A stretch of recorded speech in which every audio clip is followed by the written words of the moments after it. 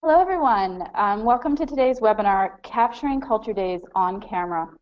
My name is Aubrey Reeves, and I'm the Executive Director of Culture Days. I'm pleased to act as host and moderator on today's presentation. This is the third in our monthly webinar series running through 2017, and we'll be announcing the next one very soon. You can stay abreast of all Culture Days news by subscribing to our newsletter or following us on Facebook and Twitter. I'd just like to take a moment to thank the Department of Canadian Heritage, whose funding made the webinar series and other free professional development resources possible. You can find all of our resources in the resource section of the website. Today's speakers are Glenna Turnbull, Pedro Miguez, and David Benedetto.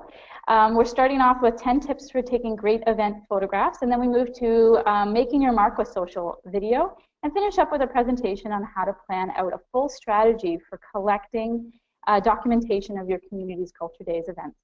As I introduce the speakers, I'm going to launch 2 quick polls so that we can get a sense of who is on the webinar today.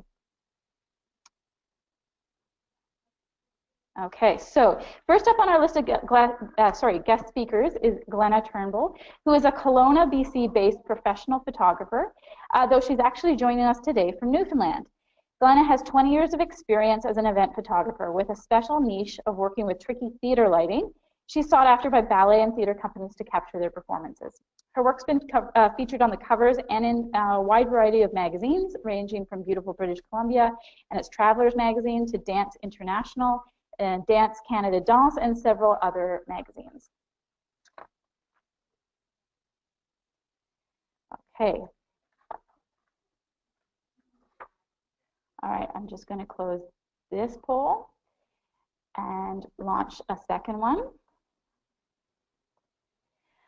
So secondly, we're going to hear from Pedro Miguez, who is co-founder of Rebel Creative Media, a Toronto-based video production company specializing in the creation of original video content and effective marketing solutions for businesses and organizations. Pedro is a cinematographer with over 9 years of experience working in film, television, and branded content production in Canada and internationally.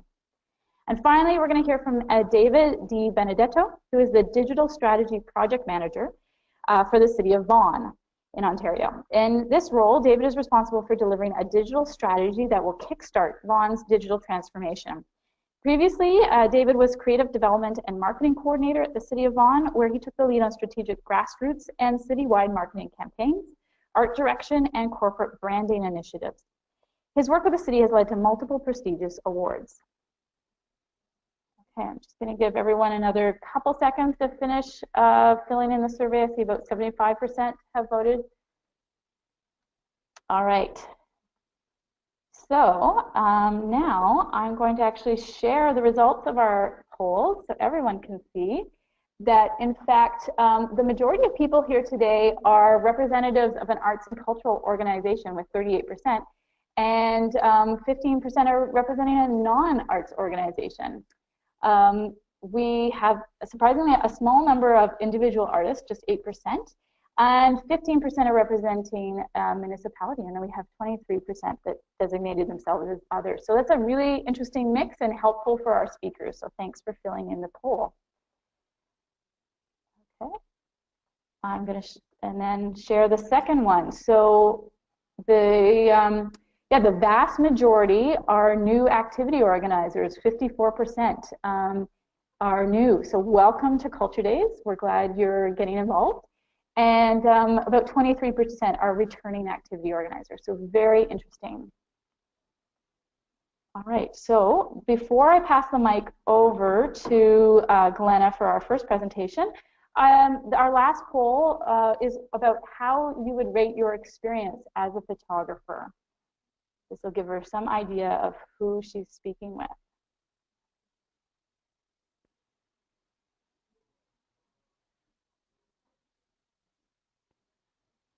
Okay, just another couple seconds. If you haven't voted, now's your chance.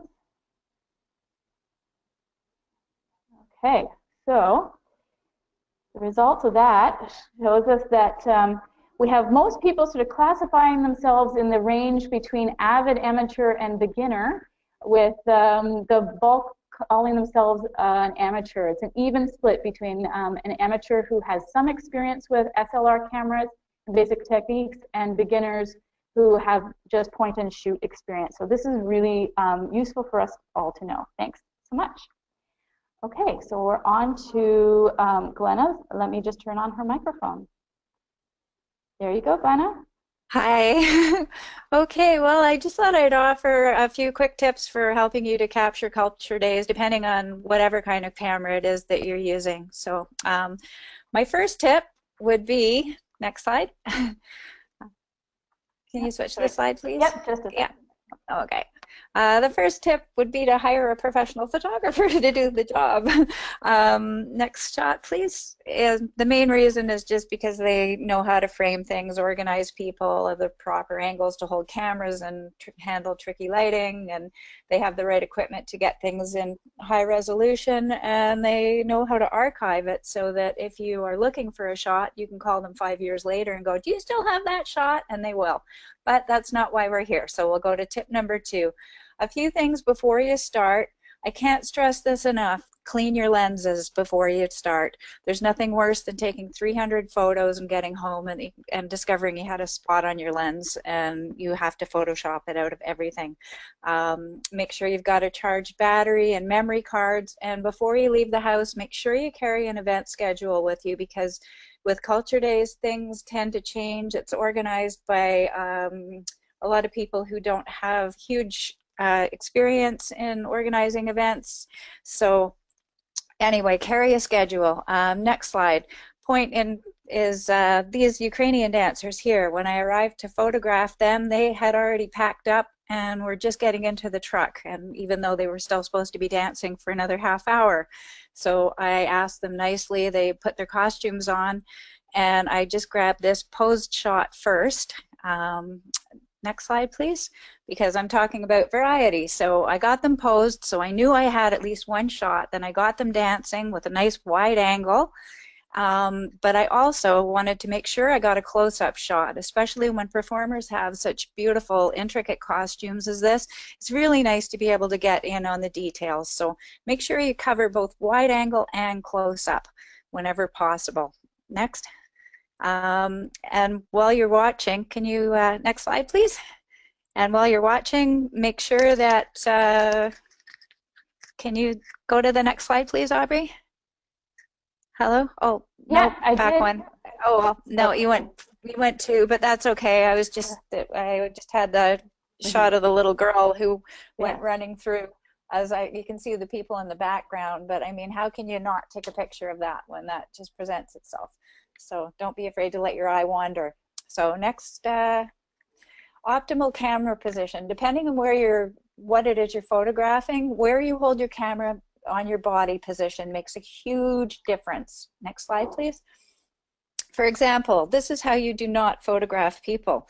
My friend Sandra here is about 5'10", and so is her daughter beside her, and their legs have become these minuscule stumps because the person taking the photo used a wide angle lens and they were standing straight up with the camera level with their face. So here I was shooting the fashion show that they had for Culture Days. So what I did was I crouched down so my camera was level with about the top of her thighs. And that way you get a nice long shot. It shows, you know, it shows that she does have legs. Next, please. Especially when you're photographing children or pets or anything, don't shoot down on them. Lower yourself. You'll get much better results. As you can see here on this little baby, I was crouched right on the floor with the camera so that I could shoot straight on. So next. It's especially important when you're photographing dance, and dance is usually a big part of Culture Days. Next. You can see here the dancers on the left photographed properly. Dancers on the right, they have no legs. Dancers are very vain about their legs.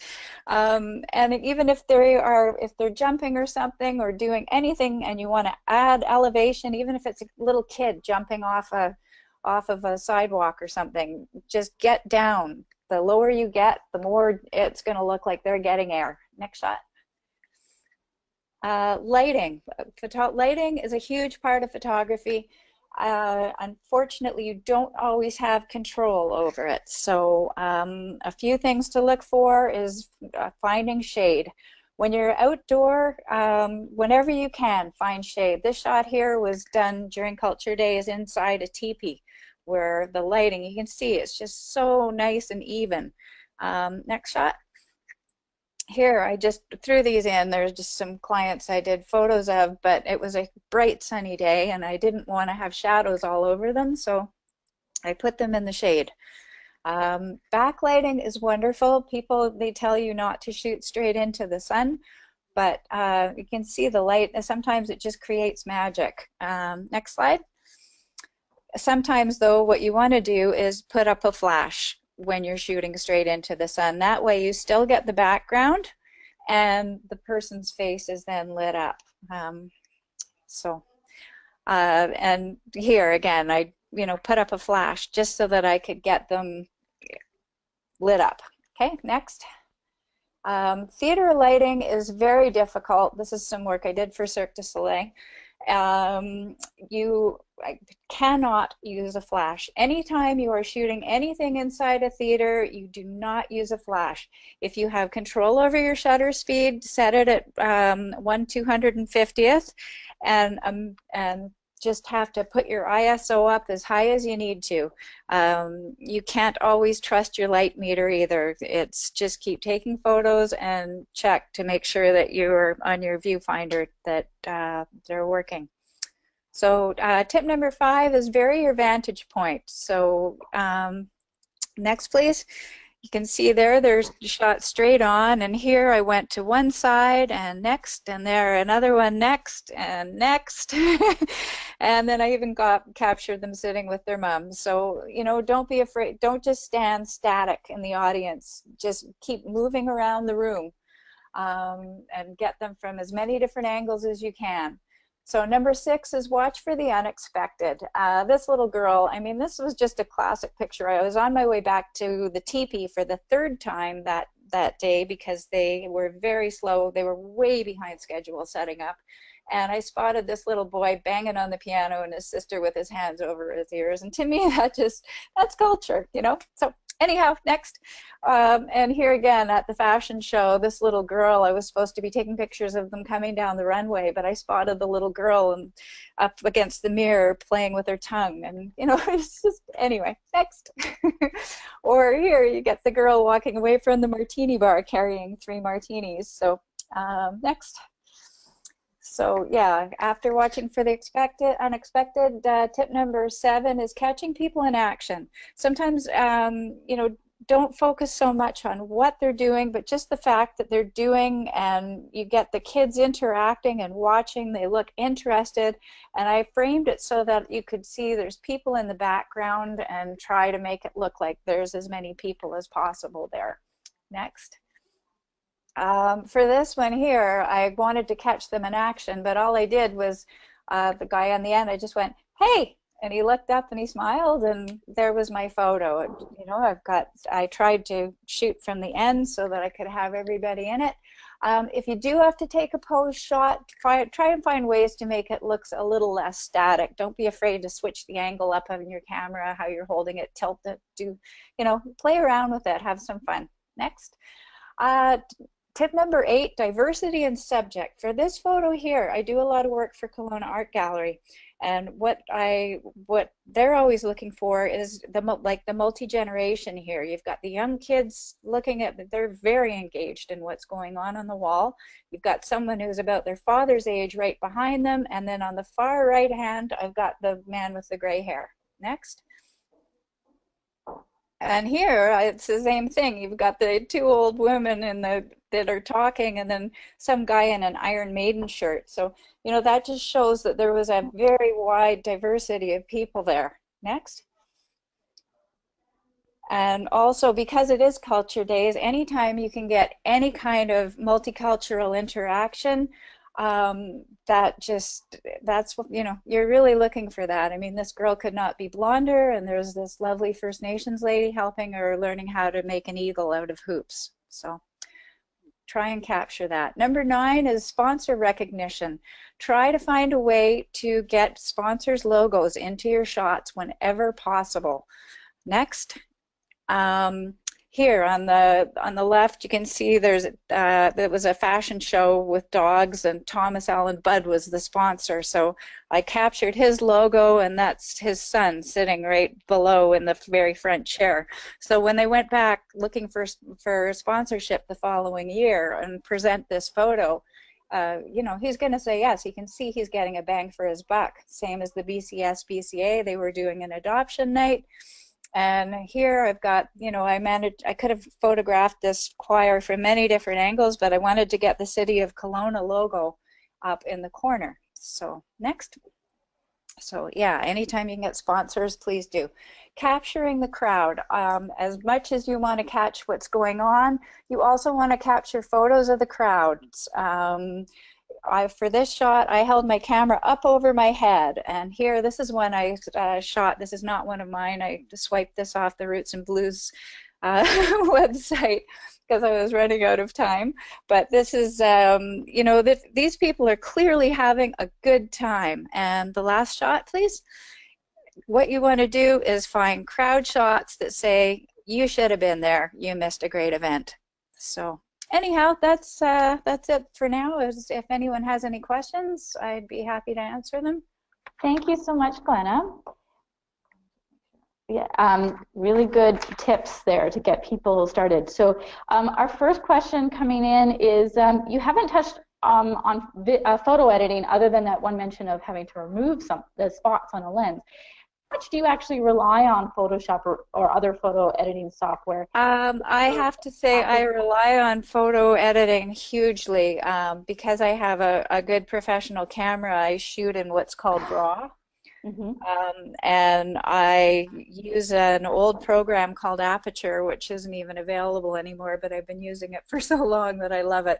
And that way I can adjust lighting, and the light temperature is a big one. Mm-hmm. Okay, and we have another question here that is partly going to be addressed by David's presentation, but we could get your perspective on it. Yeah. The question is, do other communities have parents release forms, and does that ruin the flow of taking photos? Okay, what I do is I will ask. Sometimes I ask first, and sometimes I ask after. If something's happening in the moment, like those kids sitting at the piano, I just photographed that right away. And then I found their parents and I said, look, I'm doing photos for Culture Days. Would you be willing to let me use these? Can you sign the release form? Great. Because you do need to have releases, and it does, yeah, it can interfere with flow a little, but you learn to work around it. Great. Well, thank you, Glenna. And Glenna is joining us on her vacation, so really generous of you to give your time today. I'm going to just mute Glenna, and then we're going to go to our next poll.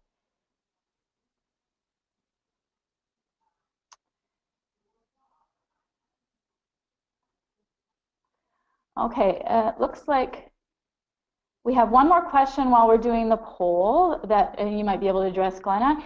It's any tips on how to organize photo archives and photo release forms? Oh, well, for photo release forms, what I do is when I'm taking the photo, I write down on top of it what the number is. Like, you know, like when I look at my camera, I can see that it's, you know, DSC 0399 or whatever.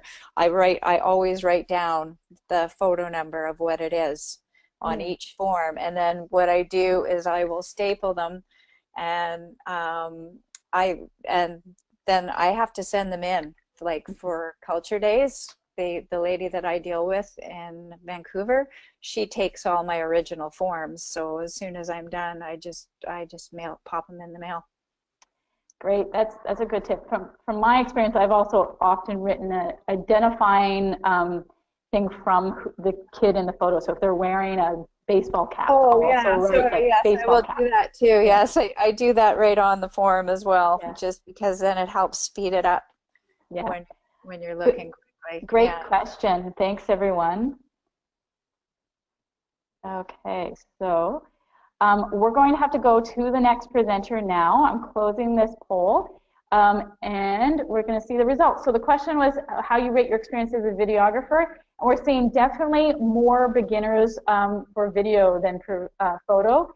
50% say they're really just point and shoot or using their smartphone, and 31% have some experience with basic techniques. So we are going to go over to Pedro.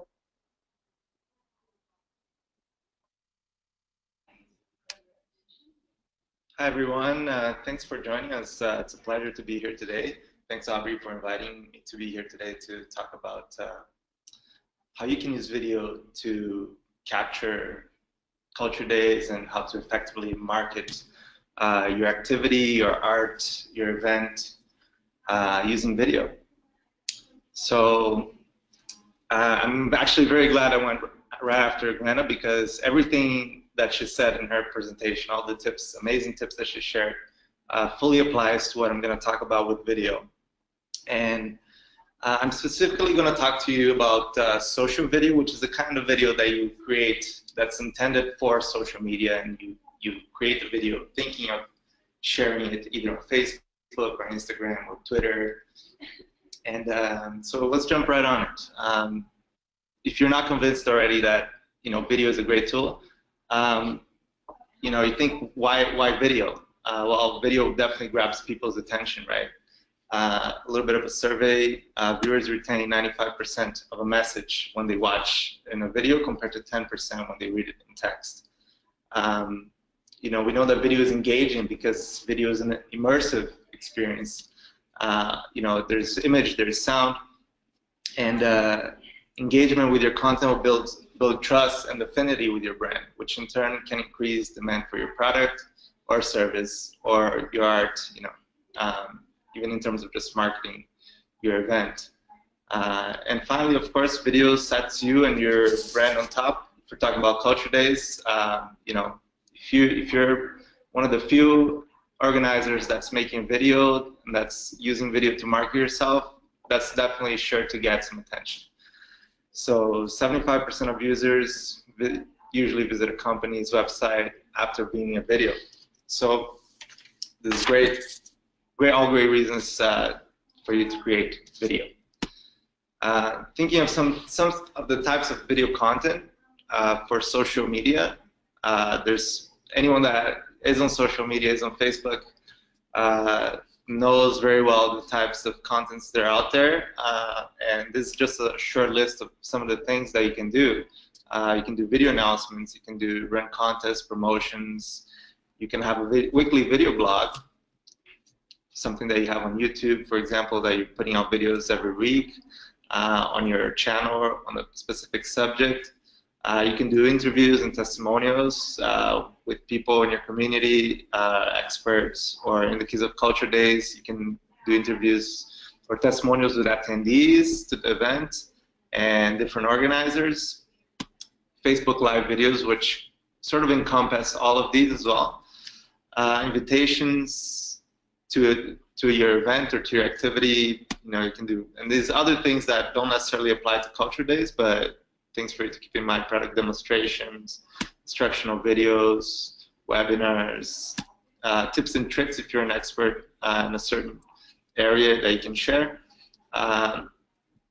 Event coverage, which is a lot of what we've done in the past for Culture Days, which is also capturing the different events and capturing their performances, and reviews, video reviews, something that's probably not something that applies to Culture Days. But I mean, think about your event, think about your activity, and the type of content that would best suit your brand or your activity. These are just some of the ones that could make sense for you, but they're just some for you to keep in mind.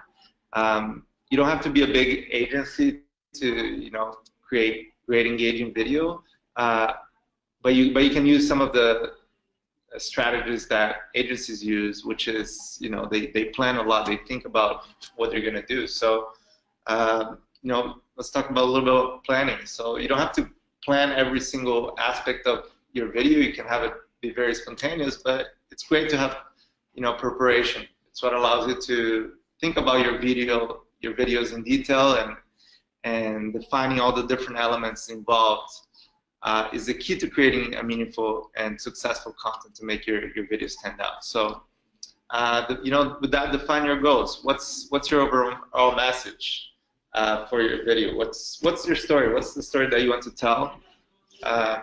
Who's your primary audience? Who are you talking to?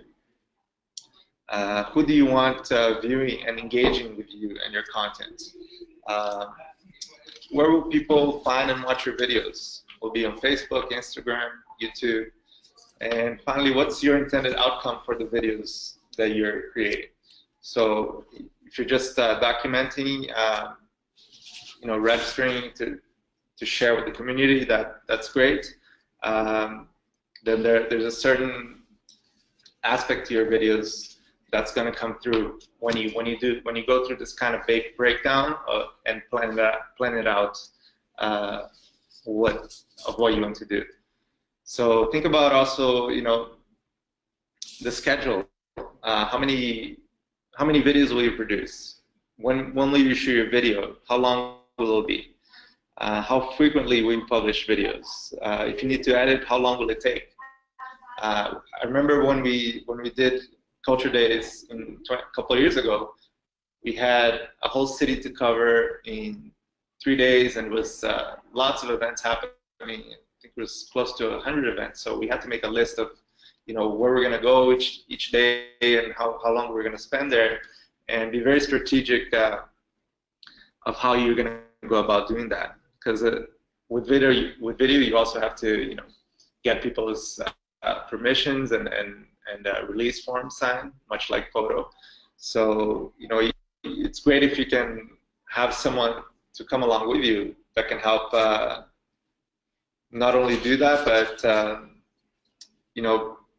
be with you to spot different things that are happening and know and find more great opportunities to shoot. So with that, you also think about your format. Decide on the format and the creative approach of your videos.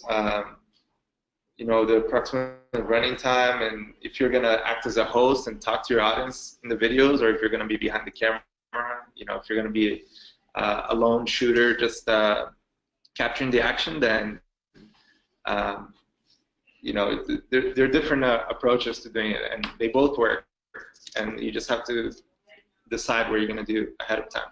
And write a script, or at least a blueprint to yourself of what each video will cover, so that you know what you're doing going in.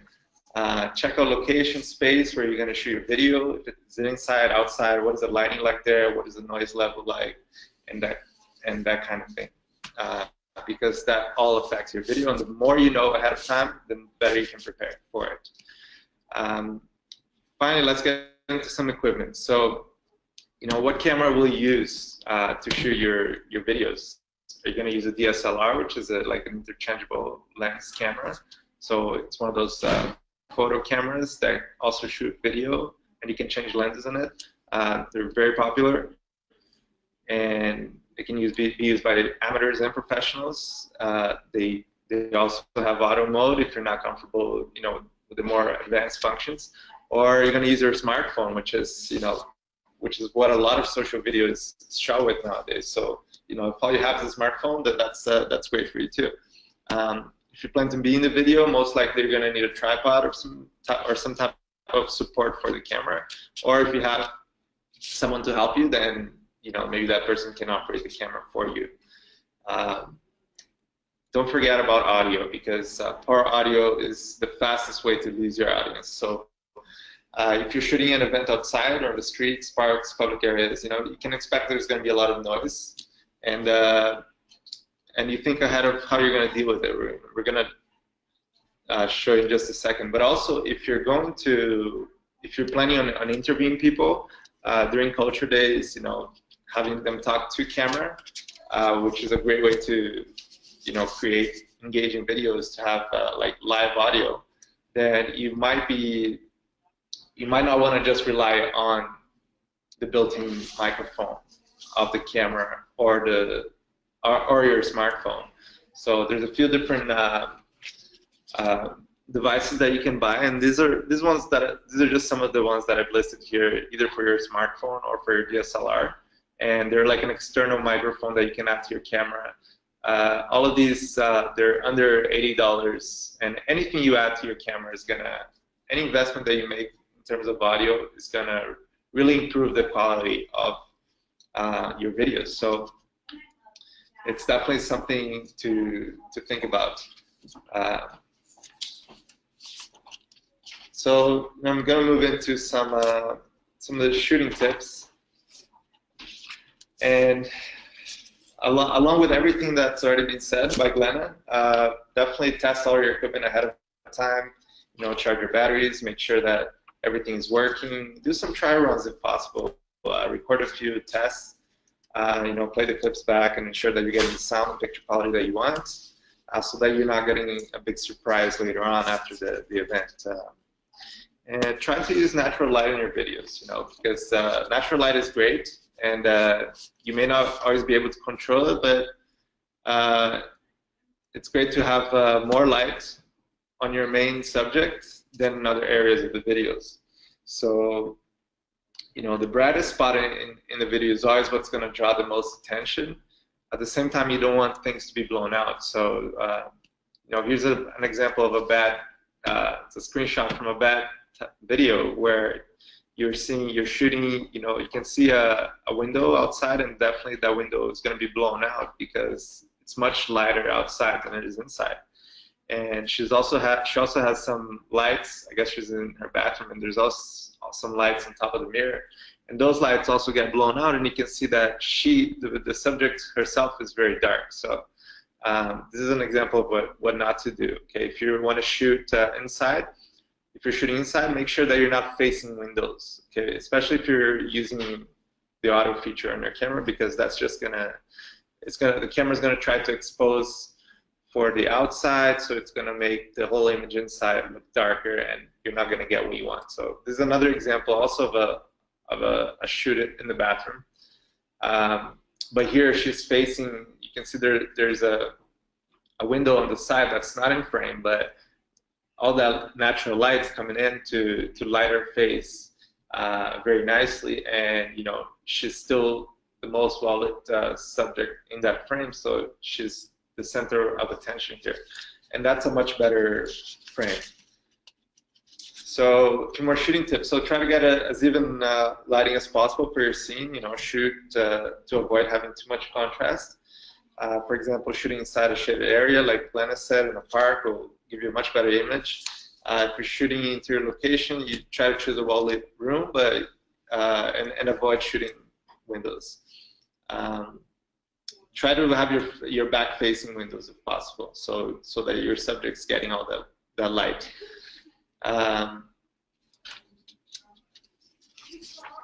And avoid distracting elements and hard lines in the background of your composition. You know, to take away the focus from your subject. So here you can see, like, looks like a tree growing out of this girl's back.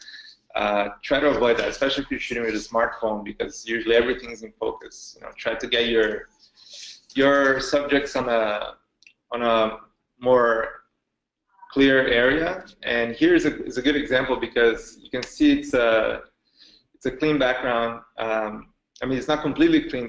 The top image, it's a good composition. You have, you know, the art in frame there, but you also have some other information. They're not particularly well lit compared to the background. It's all about the same, but it's still a pretty good composition. The bottom one is great because you have the element of the art in the background, and at the same time the subject is at the forefront. She's very far away from the wall, so you see that she gets the focus is more just on her, and the background is just a nice complement detail, you know. And anything that you can add in the background, like you see, you can see some paintbrushes there. That's elements that really bring out and make it a great composition. So, you know, try different camera angles. You know, don't be afraid to get creative and explore the different camera angles to make your content more interesting. And also, got a mixed variety of shots. Like Glenna said, make your content more dynamic. Wide shots at the beginning so viewers can get a sense of the big picture and ambience, and close-ups for details and to focus viewers' attention to show exactly the details of the event. And finally, just talk quickly about live videos, which is a great thing that you can do, on a very short budget. It's a very powerful streaming feature, that's available for most social media platforms, where you can create a really unique experience for viewers, and it's an opportunity for them to comment and interact with you and your event. So, for example, for Culture Days, if you're planning an activity, you could have a Facebook Live video that you do with your smartphone, and you do maybe a couple weeks before the event, and you tell them about your event, and then you do another video on next week, and then on the day of your event. So for that, you need a smartphone, and you need at least 2 gigabytes of data on your plan. I mean, that's not, you could do with less, but you can't do as many videos because that's a lot of, because it does use a lot of data. But if you have 2 gigabytes a month on your data plan, then that's enough for you to be doing at least a few videos every month. So your streaming app from your preferred platform, they're free. You just have to find them on the app store that you use. Microphone, like the ones we've showed you, which is optional. That also portable battery pack. If you plan to be out on Culture Days throughout the whole day shooting live videos, it's great, but your battery is going to run out on your phone. So make sure you have something like this portable battery pack where you can juice up your phone and have battery to last you all day. So most important takeaways, video is one of the best tools for marketing anything online, including your activity. So you don't have to be a video production expert to create engaging content. You can show your personality on camera.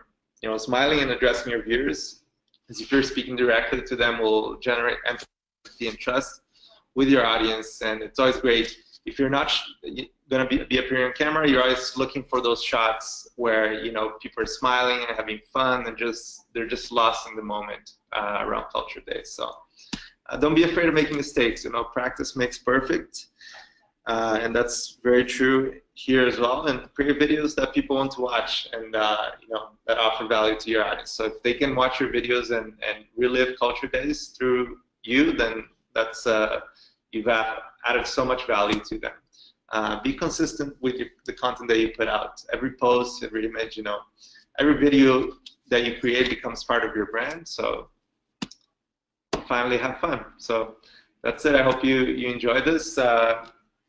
Thank you for joining me in this presentation, and it was a pleasure to be here. I've added a link here on the bottom, vimeopro.com.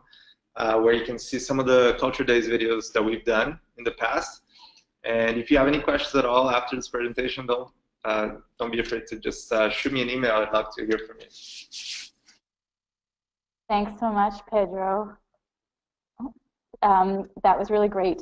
We are going to go really quickly to see if there's any questions. We are starting to run out of a little bit of time.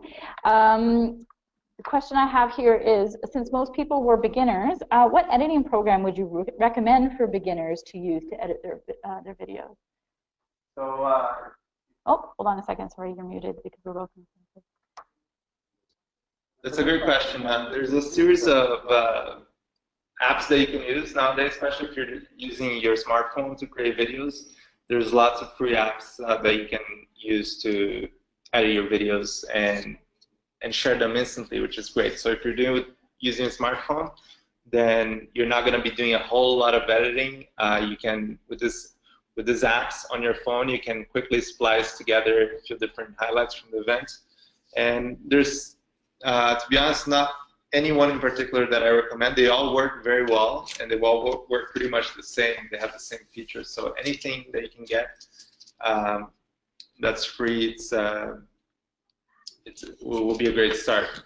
If you're editing video on your computers, usually I use Adobe Premiere, and I'm on a Mac editing system, but I'm sure that it's available for Windows as well.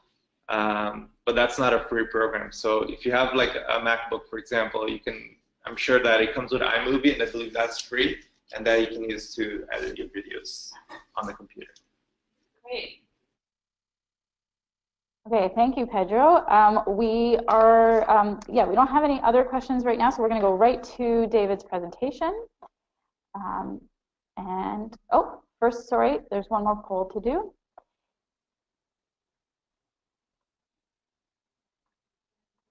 Okay, so since David's presentation is all about planning for using your documentation, we want to actually know what you want to do with them. Poll is now open.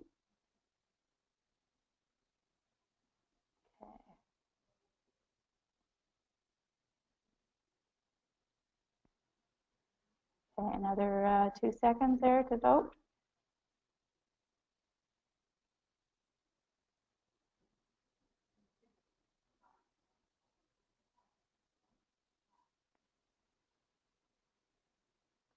Okay, so we're finding that it's pretty varied, but the vast majority want to use the documentation for Culture Days for sharing on social media immediately. And then also quite a lot want to actually use it in next year's promotion. 60% want to use it for future promotion. This one actually gave people the options to select multiple answers. So it is adding up more than 100 because people actually want to do all sorts of things with it. That's really great. Okay, so we're going to go to David now. David and Vaughan. Thanks, Aubrey, and hello, everybody. I really appreciate you logging in and engaging with us today. We've got lots of great content to cover, and I'm going to try and be very quick and efficient so that we don't go over time. So my role with the City of Vaughan, I actually support the Cultural Services Department, and who are the lead organizers and facilitators to work with different community members to put together the Culture Days activities and activations all around the community. And we have a few different strategies that we've tried in the past, and what we've done is we've actually created a bit of an effective work plan to be able to be really successful in capturing the day and leveraging everything that we capture for future use promotions as well as immediate social media posting. So I'm glad to see that there was a real big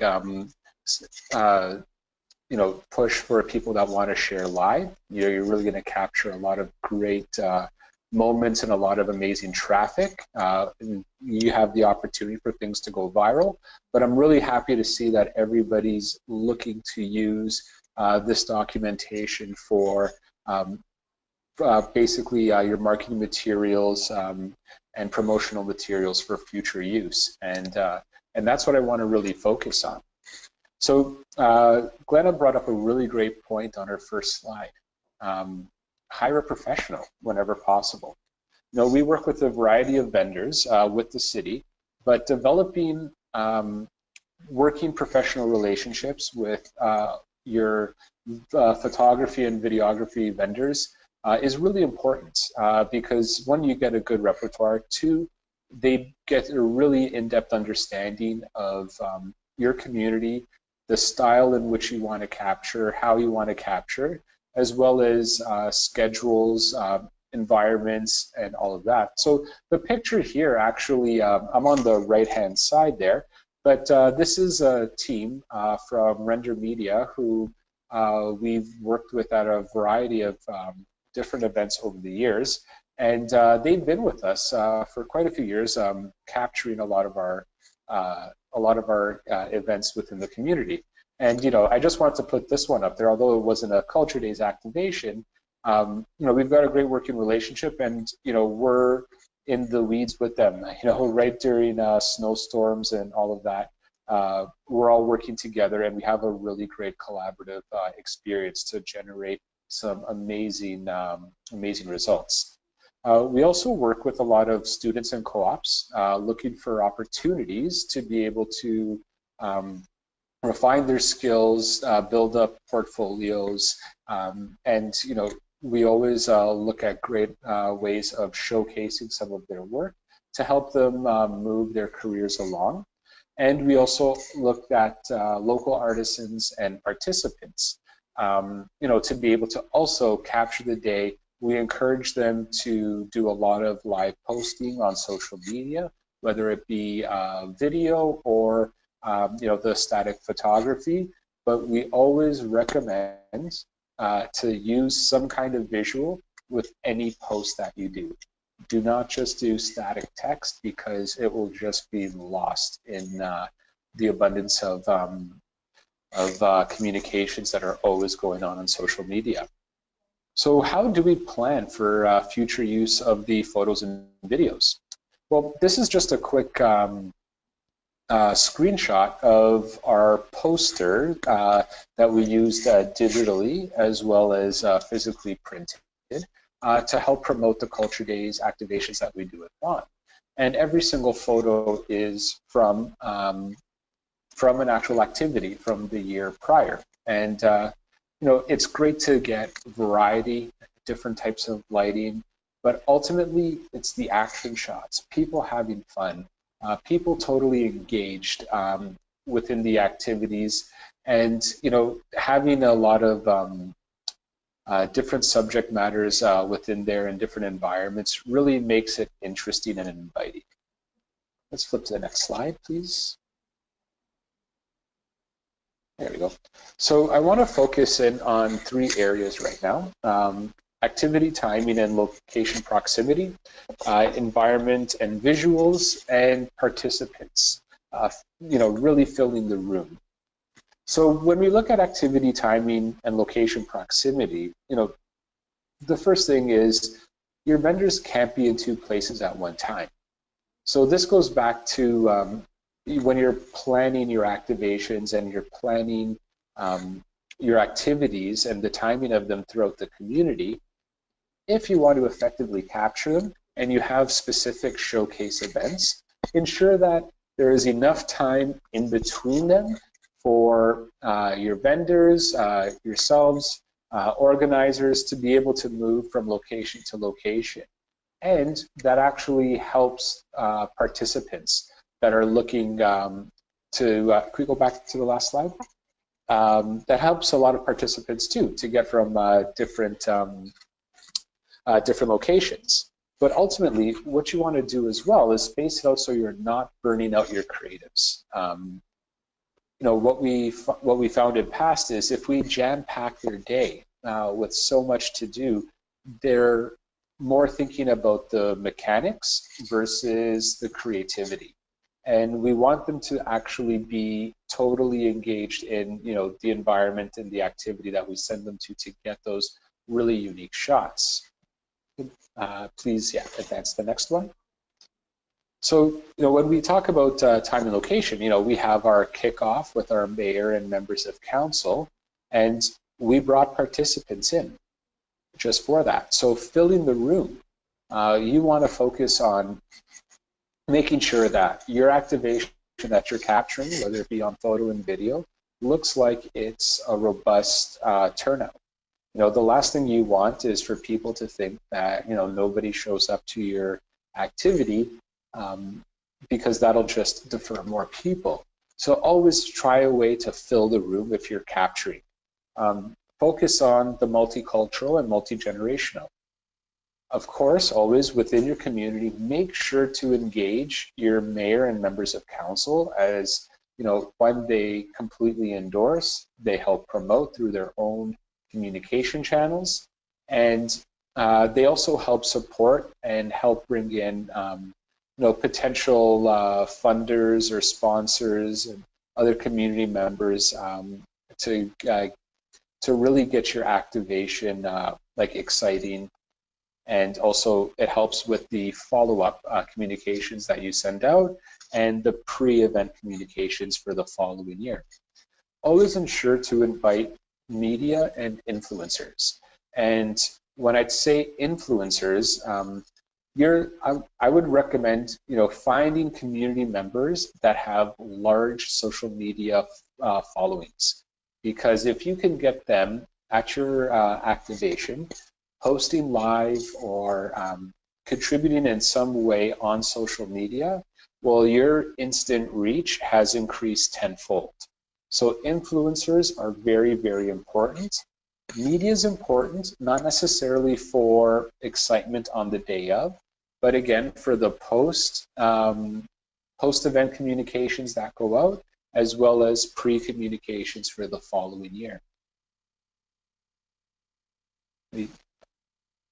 So, just to show, when you do invite, the politicians and your mayor and members of council, as well as other influencers, it's always, one, you get great turnouts from the community, and two, it's a great opportunity for community engagement. So, in this photo, you can actually see you've got everyone from young tots right to older generations and everything in between.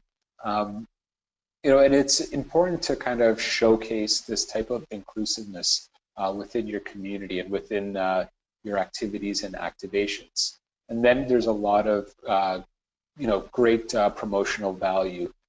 Media love showcasing politicians and talking about them. So you'll find that once you're sending out media releases, etc., after the fact, they're more likely to use photos that have these individuals than not. So your environment and visuals, always ensure that you have your event branding always present, whether it be on your promotional materials, signage, or anything else. Always make sure that you've got an abundance of it available at all times, because there could be opportunities where people are, one, just posing, and they can pick up a piece and showcase it to help. I like to call it event verification, right? That they were there, and also that they're having a good time attending. What we also say is leverage your natural environment when possible. So really play with whatever environment that you're in. If you've got a lot of natural light, leverage it. If you've got really interesting facades within some of the buildings or architectural details, leverage that too. And when you have your event branding strategically placed within your environments, then you'll be able to always ensure that it is present no matter what type of shot you're going to get. But really enjoy the details. I always like to tell everybody, remember the details, because that's where some of the magic happens. And if you flip to the next one, I wanted to kind of showcase this image here. As we basically splashed event signage, every angle, brochures everywhere. So no matter which way you're taking a photo, which way you're walking down this particular hallway, Culture Days branding is always present. And when we say just to go back to one of my points about filling the room, bring people in if you're worried that you won't get people just showing up. In the photo with the mayor and members of council inside that room, we bussed in 3/4 of those people to ensure that we had a full room. In this particular situation, we went to where people gather. So we set up shop inside a mall itself to do the activation, so that we can guarantee that there will always be somebody there engaged and participating in the activity or enjoying a showcase where we had the painters in the background doing some live art battles. For the next one. So style and media types. Experiential, like loving the moment, really engaged in the moment. People are always interested to see those action shots, those experiential shots, and they speak volumes. If you take a look on your Instagram feeds, you'll see that most of the shots that make it on there, most of the stuff that people are sharing are always in the moment or creating a moment. So really leverage that when you can. Always ensure, if any of the vendors you're working with, or if you've got student photographers, co-ops, or volunteers, that they are shooting raw so that you can, do further editing, post-event or live, as well as having the high-resolution images gives you more opportunities to do large-scale prints and things like that in the future. As well as always ensure that when you're working with your video vendors or anybody else taking video footage, to save all the raw files as well, and just keep it on an external drive or what have you, because you could always go back, pull some of that footage for other videos if you're promoting, cultural diversity in your community or anything like that. So it's almost like you're building your own media library when you're doing this. And what I personally like to do, and something that we've implemented in the last 2 years, is when you're structuring a video, you should always be creating your plan. You should always be creating a wireframe or storyboard and how you would like the flow of the video to go. However, if you can also plan, if you're, let's say, doing a 2-minute video to capture and give the essence of the event, structure it so that you can do breakouts, or what I call a breakout. So where you can pull, let's say, 30-second or 45-second segments from the larger video structure and post shorter videos either on social media or whatever media types or whatever platforms that you want. That'll give you, one, a lot more material to play with. It gives you consistency and continuity between all the footage and potentially some photography that you're showcasing. And it helps generate a lot of excitement and a lot of viral shares if you're doing anything the day of or post-event. So, just going back to what I said before, it's all about the details and capturing that moment.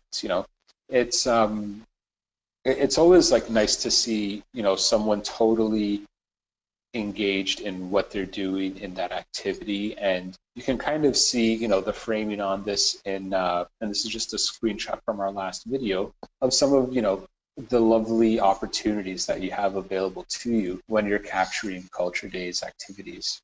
Can you go to the next slide? Okay, the last thing I will quickly go over is our waivers and permissions. So we use a variety of different tools. We no longer take actual signed waivers and traditional disclaimers that we've used in past. What we are doing now is leveraging an actual written disclaimer in our event brochures and marketing materials, as well as on-site signage. So I'll quickly read to you the actual disclaimer that we have printed in our brochures. So this is an open, free public event. Professional photographers and local reporters will be present taking pictures and video footage at the event. These images may be used without further notice at a later date within promotional materials on the city's website and social media outlets. Event attendance constitutes consent to such use. And this was a new strategy that we actually worked with our legal department to develop. It has alleviated a lot of stresses by the vendors that we hire so that they don't have to chase down people to get signed waivers, etc. And it also sets a precedence for any type of future use of photography. And so far for the last 2 to 3 years that we've implemented this process, we haven't actually run into any basically any problems with it, which has been really fortunate for us. But nowadays, because times very much are changing, people do expect that there is some kind of photo and video recording in public spaces. It's more of a cultural shift that has happened in the last little while. And we can now move to some questions. Well, David, the first question was whether the text of your disclaimer can be circulated more widely. Oh, absolutely. No, I always recommend that if you're working with a municipality or if you have any type of legal representation within your organization, please do advise with them before putting it in and running with the disclaimer, but I'll be more than happy to share the actual verbiage that we use with everyone. Great, thank you. And I can circulate that to everyone who registered for the webinar. And then we also have a question of some clarification that someone wants to know what you mean by the term activation. Okay, so that's a fun term that I guess we started to use in Vaughan. So what we do is we look at creating actual clusters of activities that we'll call an activation. So for example, within a heritage home, we'll have an activity for a tour of the home. On different floors, we'll have pop-up galleries for local artists. On the exterior property, we'll have performance art or live sculptural art. And even in the evening on that same property, we'll have an open mic session. So when we call it an activation, it's more alluding to almost like a hub or an area with multiple activities. And the reason why we structured it like that is we wanted to ensure that we're able to, in essence, fill the room, right? So get a lot of participants out to experience a variety of activities in one shot without having them travel to 10, 15 other places for the one-off activities. Great, thanks, David. So you're referring to a hub, which a lot of Correct. communities deal with. We do have, we can stay on the line for questions if anybody has any questions. We do still have most of our attendees with us, so perhaps there are some more questions. Whether directed to Glenna, Pedro, or David, all three speakers are still on the line. Okay, while anybody is typing in questions, I just wanted to wrap up with a few final remarks. First of all, if you want to apply anything you learned in today's webinar, consider submitting a photo to this year's Culture Days photo contest. Sun Life Financial's I Love Culture photo contest is now open and runs until October 8th. And you can win a prize pack that includes a digital SLR camera, movie passes for a whole year, and a membership to a museum of your choice anywhere in Canada. So also a few reminders before we go. The very last day for registering Culture Days activities is September 18th at 11:59 p.m. But you don't need to wait until then. If you want to stay abreast of all our news, please sign up for our newsletter, webinars, and you can follow us on Facebook and Twitter. Any further questions from anybody before we wrap it up? No, it looks like everyone is good. So thank you very much to all of our speakers. We really appreciate your contributions. There's some really amazing ideas in here and a lot of really valuable resources. So we really appreciate it. And thank you to everyone who attended. Have a great afternoon, everyone. Bye-bye.